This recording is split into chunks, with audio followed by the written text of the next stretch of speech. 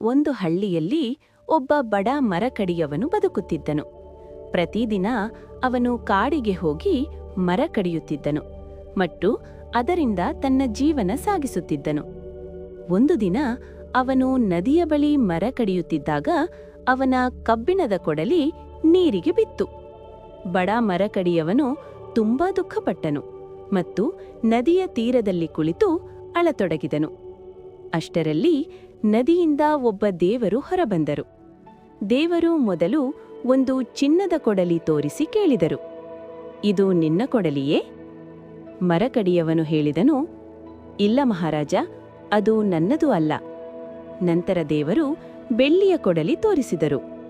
ಮರಕಡಿಯವನು ಮತ್ತೆ ಹೇಳಿದನು, ಅದು ಕೂಡ ನನ್ನದಲ್ಲ. ಕೊನೆಗೆ ದೇವರು ಅವನ ಕಬ್ಬಿಣದ ಕೊಡಲಿ ತೋರಿಸಿದರು. ಮರಕಡಿಯವನು ಸಂತೋಷದಿಂದ ಹೇಳಿದನು, ಹೌದು, ಇದು ನನ್ನ ಕೊಡಲಿ. ಅವನ ಪ್ರಾಮಾಣಿಕತೆಗೆ ಸಂತೋಷಪಟ್ಟ ದೇವರು 3 ಕೊಡಲಿಗಳನ್ನು ಅವನಿಗೆ ಕೊಟ್ಟರು. ಪಾಠ: ಪ್ರಾಮಾಣಿಕತೆಗೆ ಫಲ ಸಿಗುತ್ತದೆ.